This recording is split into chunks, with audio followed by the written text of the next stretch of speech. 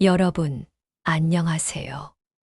이 사연을 듣고 계실 여러분께 먼저 양해를 구합니다. 이 이야기는 제가 직접 쓴 것이 아닙니다. 제 손으로 쓸 수 없었으니까요. 대신 한 간호사가 제 이야기를 듣고 대신 써주었습니다. 제 이름은 이철수입니다. 올해 74입니다. 여러분, 저는 지금 병원 침대에 누워 있습니다. 의사 선생님은 제게 시간이 얼마 남지 않았다고 했습니다.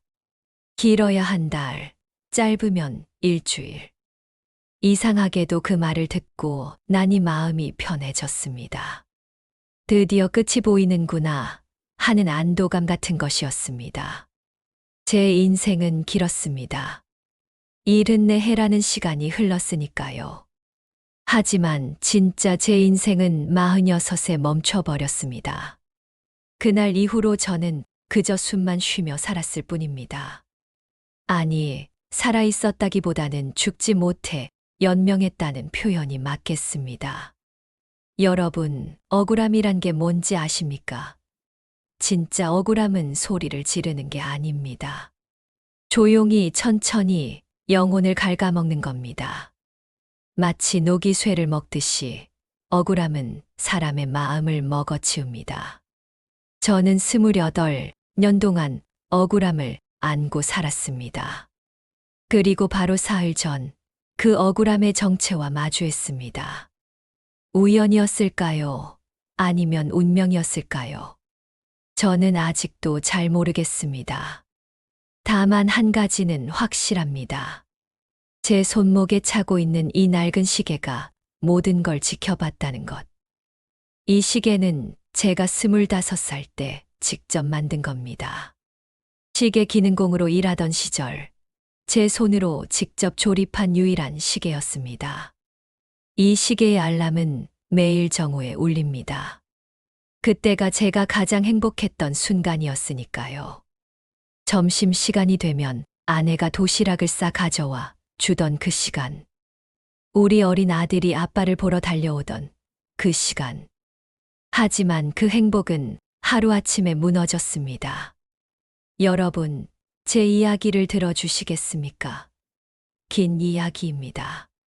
때론 슬프고 때론 분노로 가득하고 때론 후회로 젖은 이야기입니다.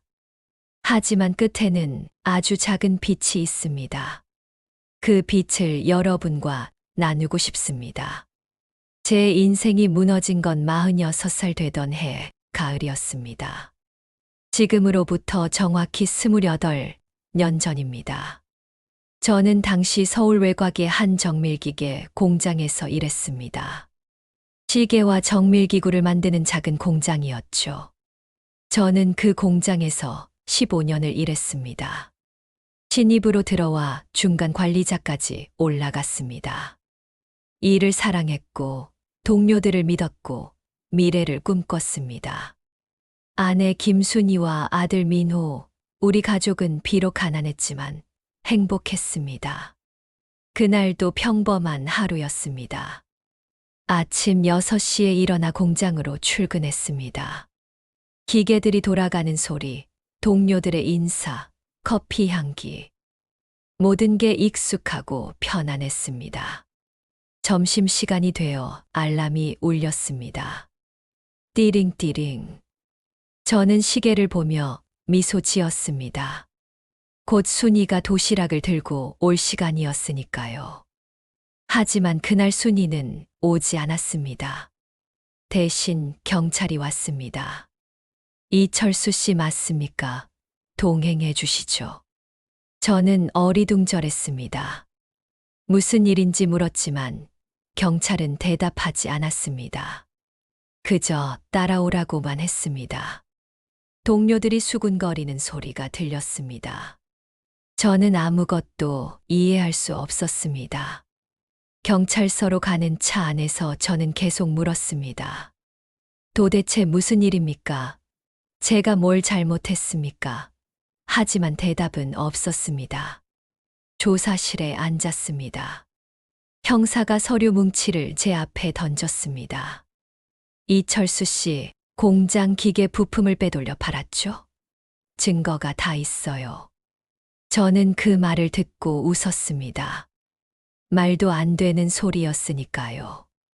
저는 그런 짓을 한 적이 없었습니다. 하지만 형사는 계속 증거를 보여줬습니다. 제 이름으로 된 통장 거래 내역, 제 서명이 된 서류들, 제가 부품을 빼돌렸다는 CCTV 영상. 모든 게 저를 범인으로 가리키고 있었습니다. 저는 계속 부인했습니다. 아닙니다. 저는 그런 짓 안 했습니다. 누군가 저를 모함하고 있습니다. 하지만 아무도 믿지 않았습니다. 가장 큰 충격은 그 다음이었습니다. 증인으로 나온 사람이 바로 제 상사였던 강철호였습니다. 저보다 5살 많은 강철호는 저와 10년을 함께 일한 사람이었습니다. 저는 강철호를 형님처럼 따랐고 믿었습니다.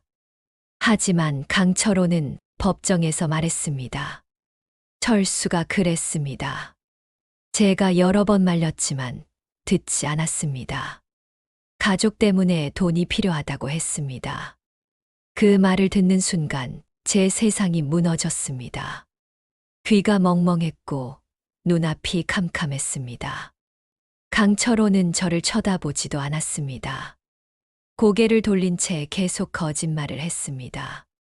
재판은 빠르게 진행되었습니다. 저는 징역 3년을 선고받았습니다. 집행유예 없이 실형이었습니다. 항소했지만 소용없었습니다. 모든 증거가 저를 가리키고 있었으니까요. 감옥으로 가는 날, 저는 면회실에서 순이를 만났습니다. 순이는 울고 있었습니다. 옆에는 11살 민호가 서 있었습니다. 민호는 울지 않았습니다. 다만 저를 바라볼 뿐이었습니다. 그 눈빛을 저는 평생 잊을 수 없습니다. 실망과 배신감이 섞인 눈빛이었습니다. 저는 순이에게 말했습니다. 나는 안 했어. 정말로 안 했어. 믿어줘. 하지만 순이는 울기만 했습니다. 믿는다고도 안 믿는다고도 말하지 않았습니다. 그 침묵이 더 아팠습니다. 감옥에서의 3년은 지옥이었습니다. 매일 밤 저는 생각했습니다. 왜 강철호가 나를 배신했을까? 내가 뭘 잘못했을까? 하지만 답은 나오지 않았습니다. 출소하던 날 아무도 마중 나오지 않았습니다. 집으로 돌아갔지만 집은 텅 비어 있었습니다. 순이는 민호를 데리고 떠났습니다. 이혼 서류만 남겨두고 저는 그 빈집에 주저앉아 울었습니다. 남자가 49살 남자가 바닥에 엎드려 울었습니다. 제 인생은 그렇게 끝났습니다. 출소 후 저는 떠돌았습니다. 공장으로 돌아갈 수 없었습니다. 전과자를 받아주는 곳은 없었습니다. 일용직 노동판을 전전하며 하루하루를 살았습니다. 순이와 민호를 찾으려 했지만 찾을 수 없었습니다. 호적도 옮겨갔고 연락도 끊겼습니다. 저는 그들을 잃었습니다. 제 잘못으로. 아니, 제 잘못이 아닌데도 저는 술을 마시기 시작했습니다. 싸구려 소주로 하루를 지웠습니다. 왜 사느냐고 묻는다면 대답할 수 없었습니다. 그저 죽을 용기가 없어서 살았을 뿐입니다. 50대가 되었습니다. 60대가 되었습니다. 몸은 늙고 병들었지만 억울함은 늙지 않았습니다. 오히려 세월이 지날수록 더 선명해졌습니다. 밤마다 저는 강철호를 떠올렸습니다. 왜 나를 배신했을까? 돈 때문이었을까? 아니면 다른 이유가 있었을까? 복수하고 싶었습니다. 하지만 강철호가 어디 있는지조차 몰랐습니다. 세월은 무심하게 흘렀습니다. 이른이 되었습니다. 몸은 더 이상 일용직 일을 할 수 없을 만큼 망가졌습니다. 무릎은 쑤셨고 허리는 굽었고 손은 떨렸습니다. 저는 고시원 방 한 칸에서 기초수급비로 연명했습니다. 그러던 어느 날 일자리 소개소에서 연락이 왔습니다. 병원 주차관리 일을 해볼 생각이 있냐고. 급여는 적었지만 앉아서 할 수 있는 일이었습니다. 저는 그 일을 시작했습니다. 서울 변두리의 중형 병원이었습니다. 주차장은 넓지 않았지만 늘 붐볐습니다. 제 일은 간단했습니다. 차를 안내하고 주차권을 나눠주고 가끔 문제가 생기면 해결하는 것. 병원 사람들은 저를 할아버지라고 불렀습니다. 어떤 사람들은 아저씨라고 불렀습니다. 저는 그저 고개를 숙이고 일했습니다. 이름 따위는 중요하지 않았습니다. 어차피 저는 이철수가 아니었으니까요. 그저 늙은 주차관리인일 뿐이었습니다. 그렇게 2년이 흘렀습니다. 그리고 사흘 전, 제 인생이 다시 한번 뒤집혔습니다. 사흘 전은 흐린 날이었습니다. 비가 올 것 같은 날씨였죠. 아침부터 병원은 사람들로 붐볐습니다. 저는 평소처럼 주차장 입구에 서서 차들을 안내했습니다. 손목에 시계를 봤습니다. 오전 11시. 1시간 후면 점심시간, 알람이 울릴 시간이었습니다. 저는 매일 그 알람을 듣습니다. 그리고 매일 가슴이 아픕니다. 순이가 도시락을 들고 오던 그 시간을 떠올리니까요. 11시 30분쯤 검은색 외제차 한 대가 거칠게 주차장으로 들어왔습니다. 경적을 울려대며 다른 차들을 밀어내듯 들어왔습니다. 저는 손을 들어 속도를 줄이라는 신호를 보냈지만 차는 멈추지 않았습니다. 차가 제 바로 앞에서 급정거했습니다. 운전석 문이 열리고 한 남자가 내렸습니다. 30대 중반쯤 되어 보이는 비싼 정장을 입은 남자였습니다.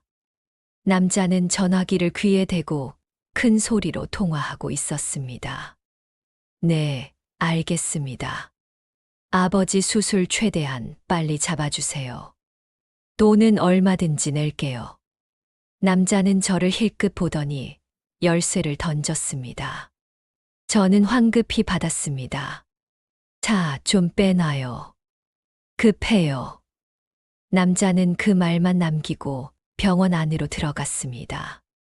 저는 차 열쇠를 보며 한숨을 쉬었습니다. 요즘 젊은 사람들은 이렇게 무례하구나 하는 생각이 들었습니다. 차를 주차 구역으로 이동시키려는데 차체에 긁힌 자국이 보였습니다. 작은 흠집이었지만 분명했습니다. 저는 사진을 찍어 두었습니다. 나중에 문제가 생길까봐. 차를 주차하고 돌아와 보니 젊은 간호사 한 명이 제게 음료수를 건넸습니다. 박민정이라는 이름의 간호사였습니다. 이 병원에서 유일하게 저를 사람처럼 대해주는 사람이었습니다. 할아버지, 이거 드세요. 오늘 날씨 추운데 따뜻한 거예요. 저는 고맙다고 말하며 음료를 받았습니다. 민정은 늘 저를 챙겨줬습니다. 생일날엔 케이크도 사다 줬고 추석 때는 송편도 갖다 줬습니다. 저는 민정을 볼 때마다 생각했습니다. 저런 착한 아이가 제 며느리였으면 좋겠다고. 물론 그건 불가능한 일이었지만 정오가 되었습니다. 시계 알람이 울렸습니다. 띠링띠링. 저는 알람을 끄며 하늘을 올려다봤습니다. 회색빛 구름이 가득했습니다. 순이, 민호. 두 사람이 보고 싶었습니다. 지금 어디서 뭘 하고 있을까? 행복하게 살고 있을까? 그때 고함 소리가 들렸습니다. 야, 이 차 뭐야? 누가 이렇게 긁어놨어? 아까 그 남자가 다시 주차장으로 나온 것이었습니다. 남자는 자기 차를 보며 화를 내고 있었습니다. 저는 천천히 다가갔습니다. 제가 주차하기 전부터 있던 흠집입니다. 사진도 찍어놨습니다. 남자는 제 말을 듣지 않았습니다. 거짓말하지 마세요. 분명 당신이 긁었을 거야. 노인네가 차를 제대로 다루겠어. 저는 침착하게 사진을 보여줬습니다. 하지만 남자는 화를 누그러뜨리지 않았습니다. 이게 증거가 돼요? 당신이 조작할 수도 있잖아요. 어차피 가난한 사람이 뭘 안다고. 그 말을 듣는 순간 제 안에서 무언가가 끌어올랐습니다. 가난한 사람. 그 말은 단순한 모욕이 아니었습니다. 제 30년 인생을 부정하는 말이었습니다. 하지만 저는 참았습니다. 손이 떨렸지만 참았습니다. 민정이 달려왔습니다. 손님, 이분은 그런 분이 아니에요. 오해세요. 남자는 민정을 보더니 비웃듯 말했습니다. 당신도 그 편이네요. 이 병원 서비스가 이 모양이에요. 민정이 당황하는 모습을 보며 저는 더 화가 났습니다. 하지만 여전히 참았습니다. 남자는 결국 화를 내며 병원 안으로 들어갔습니다. 저는 그 뒷모습을 보며 생각했습니다. 요즘 사람들은 왜 이렇게 무례할까?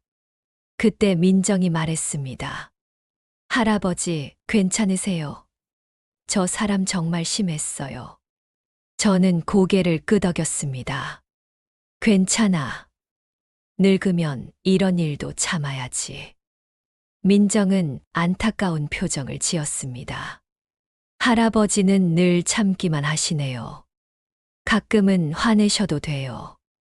저는 웃었습니다. 쓸쓸한 웃음이었습니다. 화를 낼 힘도 없어, 민정아. 점심시간이 지나고 오후가 되었습니다. 저는 주차장 구석 벤치에 앉아 쉬고 있었습니다. 몸이 너무 아팠습니다. 무릎이 쑤시고 허리가 끊어질 것 같았습니다. 민정이 다가와 서류 하나를 건넸습니다.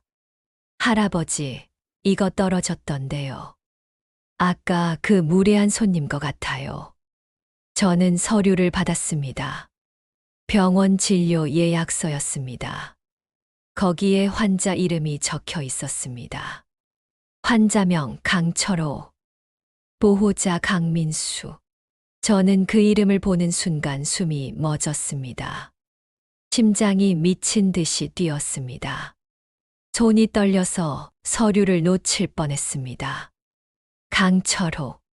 그 이름을 28년 만에 보는 것이었습니다. 제 인생을 무너뜨린 그 이름. 저를 배신한 그 이름. 저는 서류를 다시 봤습니다. 환자의 나이가 적혀 있었습니다. 79세. 맞았습니다. 강철호는 저보다 5살 많았으니까요. 보호자 이름도 다시 봤습니다. 강민수. 아마 강철호의 아들이겠죠. 그제서야 깨달았습니다. 아까 저에게 무례하게 굴던 그 남자가 강철호의 아들이라는 것을. 저는 벤치에 주저앉았습니다. 머리가 어지러웠습니다. 운명이란 이렇게 잔인한 것일까요? 28년 만에 다시 만나게 하다니. 민정이 걱정스럽게 물었습니다. 할아버지, 괜찮으세요? 안색이 안 좋으신데. 저는 고개를 저었습니다. 괜찮아. 잠깐 어지러운 것뿐이야. 민정은 저를 부축해 의무실로 데려갔습니다. 간단한 검사를 받았습니다. 의사는 말했습니다. 혈압이 너무 높으세요. 스트레스 받으신 거 아니에요? 쉬셔야 해요. 저는 고개를 끄덕였습니다. 하지만 쉴 수 없었습니다. 제 마음은 이미 28년 전으로 돌아가 있었으니까요. 의무실 침대에 누워 천장을 봤습니다. 강철호. 그 사람이 이 병원에 입원해 있다는 것. 그리고 곧 수술을 받는다는 것. 저는 복잡한 감정에 휩싸였습니다. 복수하고 싶었습니다. 그 사람을 만나 왜 나를 배신했냐고 묻고 싶었습니다. 하지만 동시에 두려웠습니다. 진실을 알게 될까봐. 1시간쯤 쉬고 다시 주차장으로 돌아왔습니다. 업무를 계속해야 했으니까요. 하지만 집중할 수 없었습니다. 계속 병원 건물을 쳐다봤습니다. 저 안 어딘가에 강철호가 있다는 생각에 저녁이 되었습니다. 주차장이 조금 한산해졌습니다. 저는 담배를 피우며 생각에 잠겼습니다. 담배 연기가 차가운 공기 속으로 흩어졌습니다. 그때 강민수가 다시 나타났습니다. 차를 가져가려는 것 같았습니다. 저는 열쇠를 건넸습니다. 강민수는 열쇠를 받으며 말했습니다. 아까는 죄송합니다. 제가 너무 화가 나서. 저는 놀랐습니다. 사과를 받을 줄 몰랐으니까요. 괜찮습니다. 강민수는 잠시 망설이더니 말을 이었습니다. 아버지가 많이 편찮으셔서요. 수술해야 하는데 위험하대요. 그래서 제가 정신이 없었습니다. 저는 강민수를 봤습니다. 아까와는 다른 얼굴이었습니다. 지치고 걱정스러운 얼굴이었습니다. 저도 모르게 물었습니다. 아버님이 많이 편찮으십니까? 강민수가 고개를 끄덕였습니다. 심장이 안 좋으세요. 수술해야 하는데 성공률이 50%래요. 그 말을 듣는 순간 제 마음이 묘하게 흔들렸습니다. 복수하고 싶었던 마음이 조금 사라지는 것 같았습니다. 강민수는 차에 올라타며 다시 말했습니다. 할아버지도 건강 조심하세요. 차가 떠났습니다. 저는 그 차를 보며 서 있었습니다. 그날 밤 저는 잠을 이루지 못했습니다. 강철호와 강민수 생각만 했습니다. 복수할 기회가 왔지만 어떻게 해야 할지 몰랐습니다. 다음 날 아침 저는 결심했습니다. 강철호를 만나보기로. 28년 만에 그 사람과 마주하기로. 점심시간을 이용해 병원 안으로 들어갔습니다. 안내 데스크에서 강철호의 병실 번호를 물었습니다. 6층 612호였습니다. 엘리베이터를 타고 6층으로 올라갔습니다. 복도를 걸으며 손이 떨렸습니다. 28년 동안 상상만 했던 순간이 현실이 되고 있었습니다. 612호 앞에 섰습니다. 문은 반쯤 열려 있었습니다. 안에서 기계음 소리가 들렸습니다. 저는 깊게 숨을 들이쉬고 문을 두드렸습니다. 대답이 없었습니다. 저는 조심스럽게 안으로 들어갔습니다. 침대에 누워있는 사람을 봤습니다. 강철호였습니다. 28년 만에 보는 강철호는 늙어 있었습니다. 머리카락은 하얗게 새었고 얼굴은 주름투성이었고 몸은 야위어 있었습니다. 하지만 얼굴은 알아볼 수 있었습니다. 법정에서 저를 배신했던 그 얼굴을. 저는 침대 옆에 섰습니다. 강철호는 눈을 감고 있었습니다. 자는 건지 의식이 없는 건지 알 수 없었습니다. 저는 한참을 그렇게 서 있었습니다. 말을 해야 할 것 같았지만 무슨 말을 해야 할지 몰랐습니다. 왜 나를 배신했냐고 물어야 할까요? 아니면 그냥 복수해야 할까요? 하지만 아무것도 할 수 없었습니다. 늙고 병든 강철호를 보니 화가 나면서도 동시에 슬펐습니다. 그때 강철호가 눈을 떴습니다. 희미한 눈빛으로 저를 봤습니다. 누구십니까? 목소리는 약했습니다. 저는 대답하지 못했습니다. 강철호는 저를 계속 봤습니다. 그리고 천천히 얼굴이 변했습니다. 놀람과 두려움이 섞인 표정이었습니다. 철수. 인가. 강철호는 저를 알아봤습니다. 28년이 지났지만 저를 알아봤습니다. 저는 고개를 끄덕였습니다. 네, 저입니다. 이철수입니다. 강철호의 눈에서 눈물이 흘렀습니다. 미안하네. 정말 미안하네. 그 말을 듣는 순간 제 안에 있던 모든 게 무너졌습니다. 28년 동안 쌓았던 분노가, 복수심이 한순간에 무너졌습니다. 저는 침대 옆 의자에 앉았습니다. 왜 그러셨습니까? 왜 저를 배신하셨습니까? 강철호는 울면서 말했습니다. 내가 그 부품을 빼돌렸네. 빚 때문에, 도박 빚 때문에. 그런데 들킬 것 같아서 자네한테 덮어 씌운 거야. 저는 그 말을 듣고 주먹을 쥐었습니다. 역시 그랬구나. 제가 의심했던 대로였습니다. 강철호는 계속 울며 말했습니다. 미안하네. 평생 후회하며 살았네. 자네 가족이 어떻게 됐는지 알아. 이혼하고 아들도 잃고 다 내 잘못이야. 저는 강철호를 봤습니다. 이 늙은 남자를 어떻게 해야 할까요? 때려야 할까요? 욕을 해야 할까요? 하지만 아무것도 할 수 없었습니다. 너무 늦었습니다. 모든 게 너무 늦었습니다. 저는 일어섰습니다. 이제 와서 미안하다고 하면 뭐가 바뀝니까? 제 인생은 이미 망가졌는데. 강철호가 제 손을 잡으려 했습니다. 철수, 용서를 빌고 싶네. 저는 손을 뿌리쳤습니다. 용서는 할 수 없습니다. 절대로. 저는 병실을 나왔습니다. 복도를 걸으며 눈물이 났습니다. 28년 만에 흐르는 눈물이었습니다. 그날 이후 저는 다시 강철호를 찾아가지 않았습니다. 하지만 마음은 계속 병실로 향했습니다. 용서할 수 없었지만 미워할 수도 없었습니다. 이틀 후 민정이 다급하게 저를 찾아왔습니다. 할아버지 612호 환자 보호자가 할아버지 찾아요. 저는 놀랐습니다.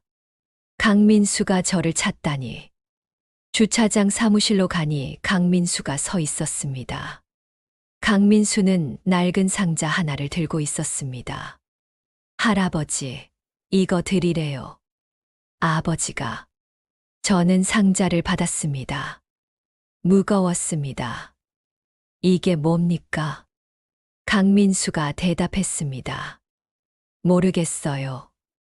아버지가 이철수라는 분에게 꼭 전화라고 하셨어요. 할아버지가 이철수 씨 맞으시죠?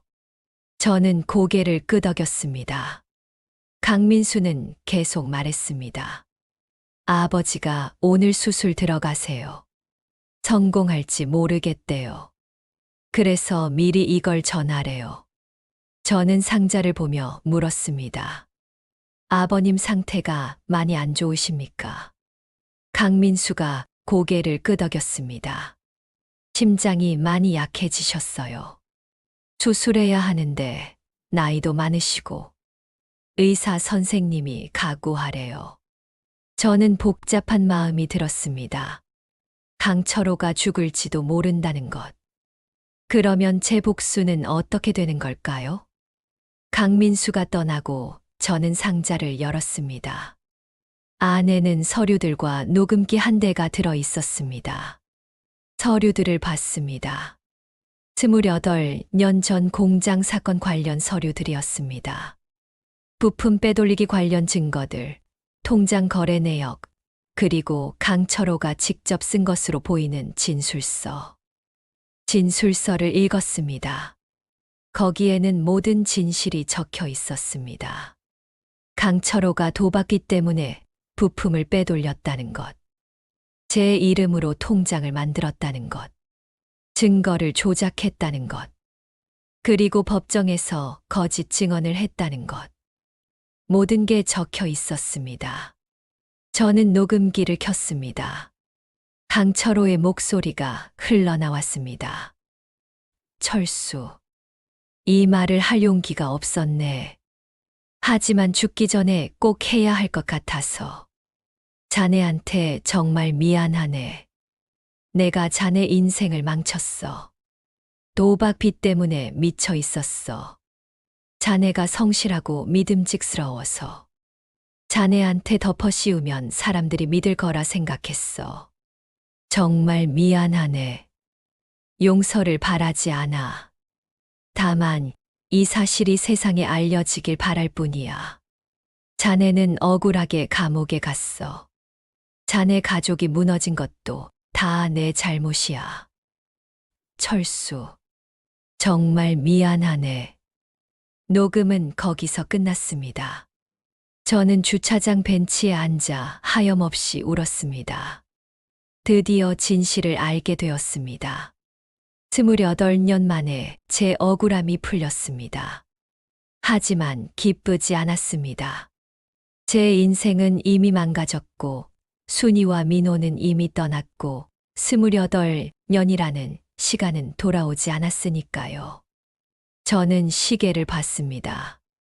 알람이 울리기 직전이었습니다. 저는 알람을 꺼버렸습니다. 더 이상 그 소리를 듣고 싶지 않았습니다. 그날 저녁 저는 다시 병실로 갔습니다. 강철호는 수술을 기다리고 있었습니다. 홀로 누워 천장을 보고 있었습니다. 저는 침대 옆에 섰습니다. 강철호가 저를 봤습니다. 왔나? 철수. 저는 녹음기와 서류를 꺼내 보여줬습니다. 받았습니다. 다 읽었습니다. 강철호가 눈을 감았습니다. 미안하네. 정말 미안하네. 저는 의자에 앉았습니다. 이제 와서 미안하다고 하면 뭐가 바뀝니까? 강철호가 눈물을 흘렸습니다. 아무것도 안 바뀌지. 하지만 그래도 말하고 싶었어. 자네한테 미안하다고. 저는 강철호를 봤습니다. 늙고 병든 이 남자가 한때는 제 선배였습니다. 제가 존경하고 따르던 사람이었습니다. 저는 물었습니다. 그동안 어떻게 사셨습니까? 강철호가 대답했습니다. 지옥 같았네. 양심의 가책으로. 매일 자네 생각을 했어. 자네가 감옥에 있을 때, 자네 가족이 무너질 때, 난 편히 살았어. 그 죄책감이 날 먹어치웠네. 저는 쓴웃음을 지었습니다. 그래도 저보다는 나으셨겠죠. 저는 28년 동안 억울함을 안고 살았는데. 강철호가 고개를 저었습니다. 아니야. 난 자네보다 더 비참하게 살았어. 왜냐하면 내가 나쁜 놈이라는 걸 알았으니까.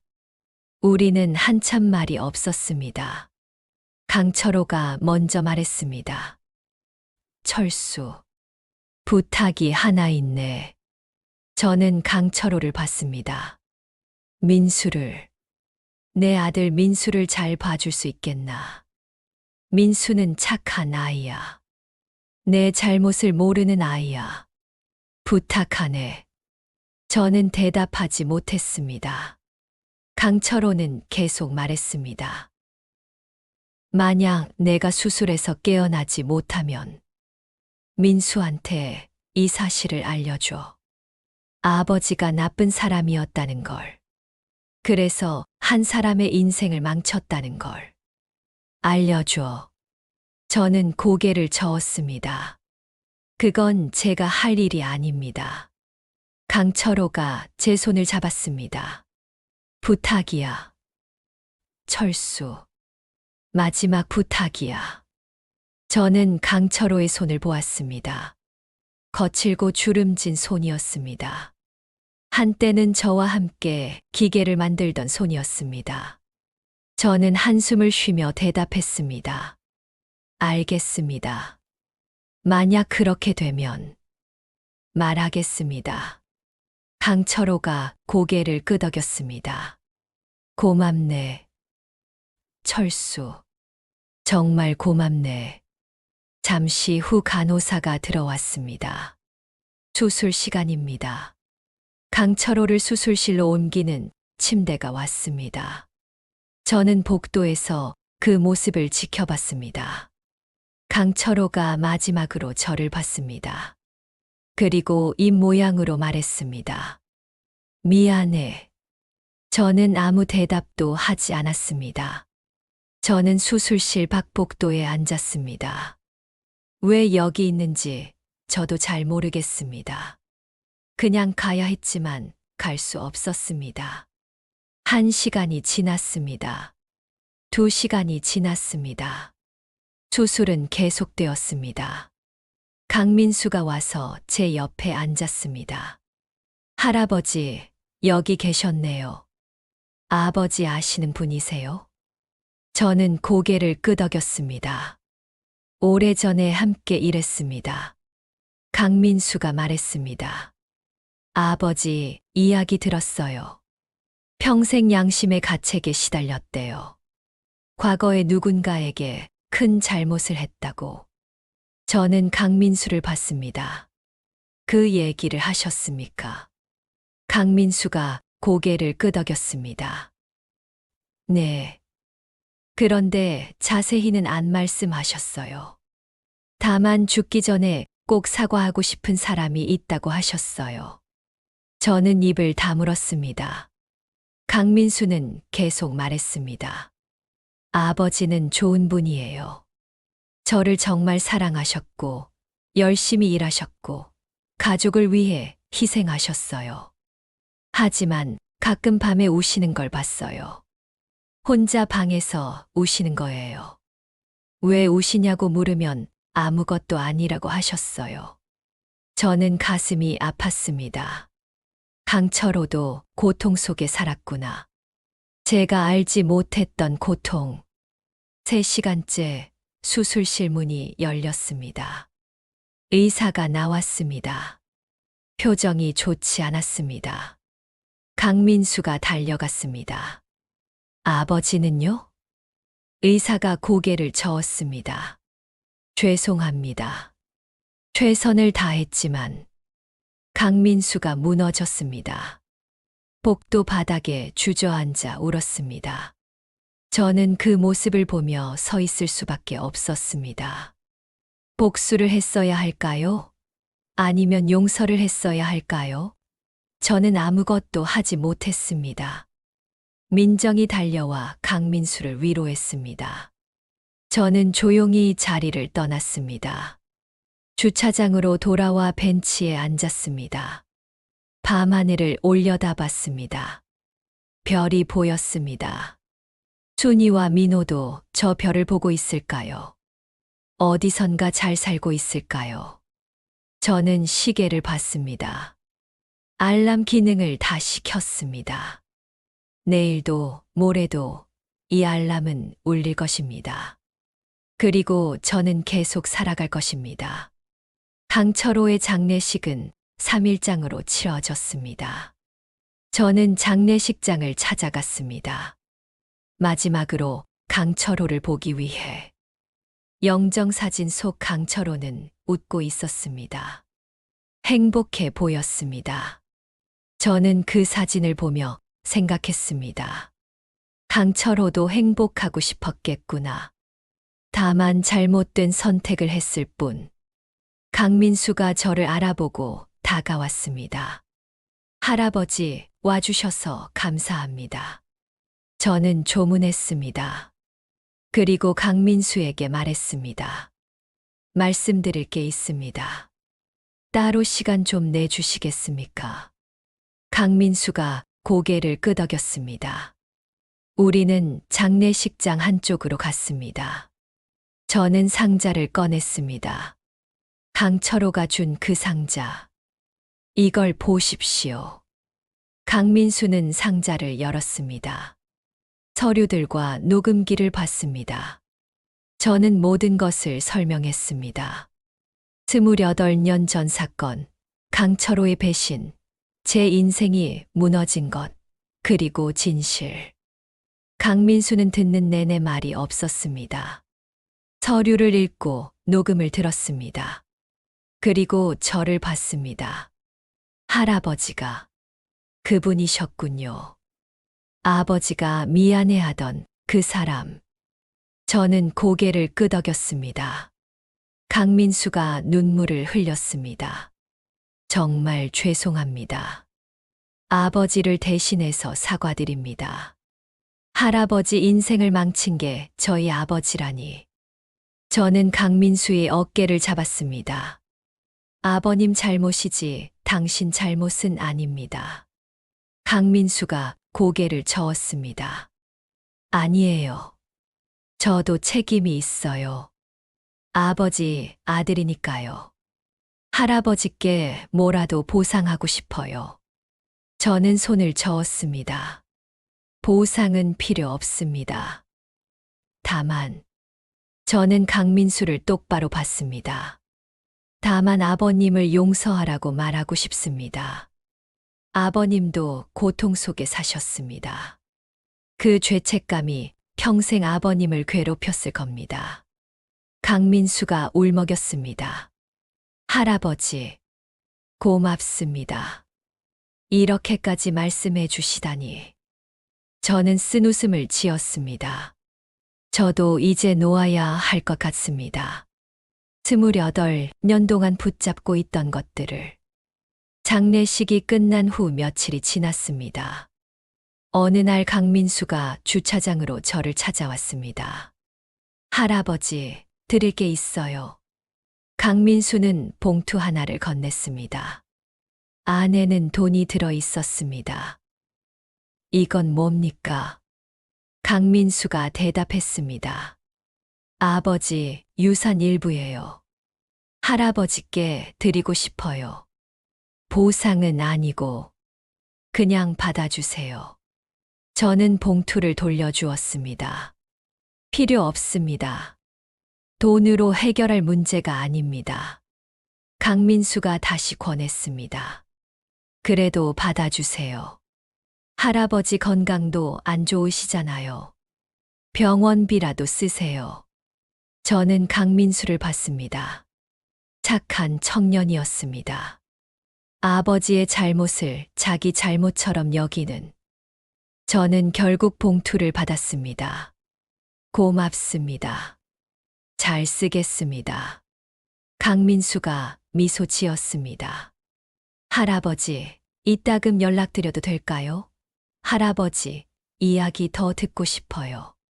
저는 고개를 끄덕였습니다. 그러시죠. 강민수가 떠나고 저는 봉투를 보았습니다. 제법 많은 돈이었습니다.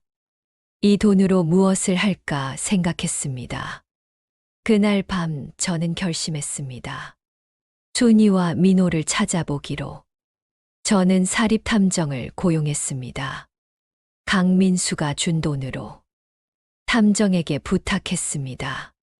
김순이와 이민호를 찾아달라고. 일주일 후 탐정이 연락했습니다. 찾았습니다. 심장이 뛰었습니다. 어디 있습니까? 탐정이 대답했습니다. 부산에 계십니다. 부인은 재혼하셨고요. 아드님은 결혼해서 가정을 꾸렸습니다. 저는 주소를 받았습니다. 그리고 탐정에게 더 물었습니다. 행복하게 살고 있습니까? 탐정이 대답했습니다. 보기엔 그래 보입니다. 그 말을 듣고 안도했습니다. 순이와 민호가 행복하다니. 그것만으로도 다행이었습니다. 저는 부산행 기차표를 샀습니다. 일생일대의 여행이었습니다. 부산에 도착했습니다. 택시를 타고 주소로 갔습니다. 작은 아파트 단지였습니다. 아파트 앞에서 한참을 서성였습니다. 올라가야 할까요? 아니면 그냥 돌아가야 할까요? 그때 한 여자가 아파트에서 나왔습니다. 순이였습니다. 28년 만에 보는 순이. 순이는 많이 늙었습니다. 머리카락은 반백이었고 얼굴에는 주름이 있었습니다. 하지만 여전히 아름다웠습니다. 저는 순이를 불렀습니다. 순이 씨. 순이가 돌아봤습니다. 그리고 저를 봤습니다. 얼굴이 하얗게 변했습니다. 철수 씨. 우리는 한참을 그렇게 서로를 봤습니다. 순이가 먼저 말했습니다. 어떻게 여기를? 저는 대답했습니다. 찾아왔습니다. 할 말이 있어서. 순이가 주변을 둘러봤습니다. 여기서는 곤란해요. 따라오세요. 우리는 근처 카페로 갔습니다. 마주 앉았습니다. 순이가 물었습니다. 무슨 일로 오셨어요? 저는 모든 것을 말했습니다. 강철호의 고백, 진실, 그리고 제 억울함이 풀린 것. 순이는 듣는 내내 울었습니다. 정말이에요? 당신이 정말 억울했던 거예요? 저는 고개를 끄덕였습니다. 순이가 제 손을 잡았습니다. 미안해요. 당신을 믿지 못해서. 당신이 그랬다고 생각했어요. 저는 순이의 손을 꽉 잡았습니다. 괜찮아요. 모든 게 과거 일입니다. 우리는 한참을 이야기했습니다. 지난 28년의 이야기를. 순이는 재혼해서 행복하게 살고 있었습니다. 민호도 잘 자라서 가정을 꾸렸다고 했습니다. 저는 다행이라고 말했습니다. 순이가 물었습니다. 민호를 만나고 싶으세요? 저는 고개를 저었습니다. 아니요. 민호가 행복하면 됐습니다. 제가 나타나면 혼란스러워할 거예요. 순이가 눈물을 흘렸습니다. 당신, 많이 힘들었죠. 저는 웃었습니다. 괜찮았어요. 이제는 다 괜찮습니다. 부산에서 서울로 돌아오는 기차 안에서 저는 창밖을 봤습니다. 해가 지고 있었습니다. 아름다운 노을이었습니다. 순이와 민호를 만났습니다. 아니, 순이만 만났습니다. 하지만 그것만으로도 충분했습니다. 그들이 행복하다는 걸 확인했으니까요. 저는 시계를 봤습니다. 알람 시간이 다가오고 있었습니다. 저는 알람을 껐습니다. 더 이상 필요 없었습니다. 서울에 도착해서 병원으로 갔습니다. 몸이 좋지 않았습니다. 기침이 나고 숨이 찼습니다. 검사를 받았습니다. 의사가 말했습니다. 폐암입니다. 말기예요. 치료해도 시간이 얼마 남지 않았습니다. 저는 담담하게 받아들였습니다. 어차피 살 날이 얼마 남지 않았다는 걸 알고 있었으니까요. 입원했습니다. 민정이 자주 찾아와 저를 돌봐주었습니다. 강민수도 자주 왔습니다. 저는 그들에게 제 이야기를 들려줬습니다. 어느 날 강민수가 물었습니다. 할아버지 후회하세요? 아버지를 용서한 거. 저는 고개를 저었습니다. 아니, 후회 안 해. 용서하니까 마음이 편해졌어. 강민수가 미소 지었습니다. 할아버지는 정말 대단하세요. 저는 웃었습니다. 대단한 게 아니야. 그냥 이제 놓고 싶었을 뿐이야. 여러분, 이제 제 이야기를 마무리하려 합니다. 저는 지금 병원 침대에 누워 있습니다. 의사 선생님은 며칠 남지 않았다고 합니다. 저는 준비가 되어 있습니다. 제 인생은 길었습니다. 74해. 그중 절반은 억울함 속에서 살았고, 나머지 절반은 그 억울함을 내려놓는 법을 배웠습니다. 여러분께 묻고 싶습니다. 용서란 무엇일까요? 저는 오랫동안 몰랐습니다. 용서는 상대방을 위한 게 아니라 자기 자신을 위한 거라는 걸. 강철호를 용서하면서 저는 자유로워졌습니다. 28년 동안 저를 짓눌렀던 무게가 사라졌습니다. 비로소 숨을 쉴 수 있게 되었습니다. 순이와 민호가 행복하다는 것도 확인했습니다. 그들은 저 없이도 잘 살았습니다. 그게 슬프면서도 다행이었습니다. 민정이와 강민수는 저를 끝까지 돌봐주고 있습니다. 저는 그들에게 고맙습니다. 제 인생 마지막에 따뜻한 사람들을 만났으니까요. 여러분, 제 시계를 보세요. 이 낡은 시계는 여전히 돌아가고 있습니다. 25살에 만든 이 시계가 74까지 저와 함께 했습니다. 알람은 더 이상 울리지 않습니다. 제가 껐으니까요. 순이가 도시락을 들고 오던 그 시간을 더 이상 기다리지 않기로 했습니다. 대신 새로운 시간을 기다리기로 했습니다. 평화의 시간을. 며칠 후면 저는 이 세상을 떠날 것입니다. 두렵지 않습니다. 오히려 기대됩니다. 드디어 쉴 수 있겠구나 하는 안도감이 듭니다. 여러분, 혹시 억울한 일을 당하신 분이 계십니까? 배신당한 적이 있으십니까? 그 아픔을 28년간 안고 사신 적이 있으십니까? 저는 여러분께 말하고 싶습니다. 놓으십시오. 그 무게를 내려놓으십시오. 용서하십시오. 상대방을 위해서가 아니라 당신을 위해서.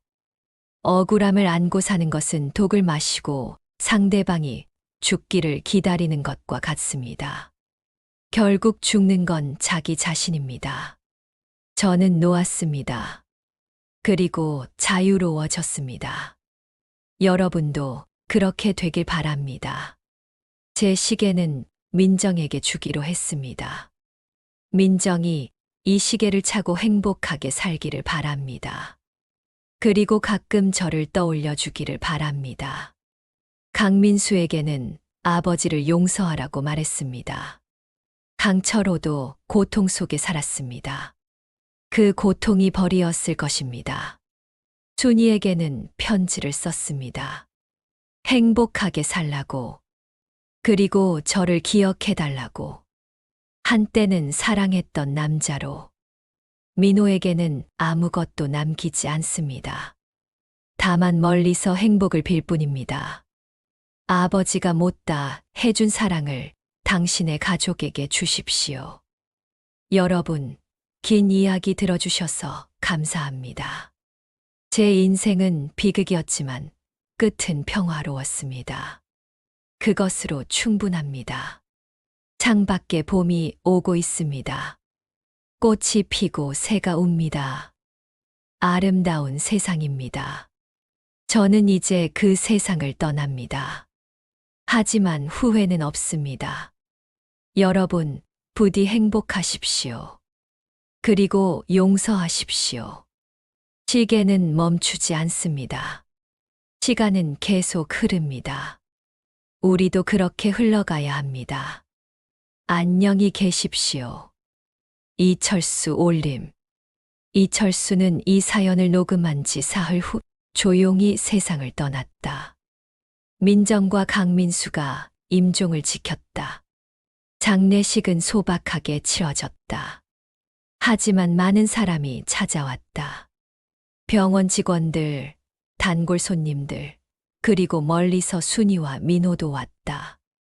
민호는 아버지의 영정 앞에서 한참을 울었다. 미안하다고, 사랑한다고 말했다. 이철수의 시계는 민정이 받았다.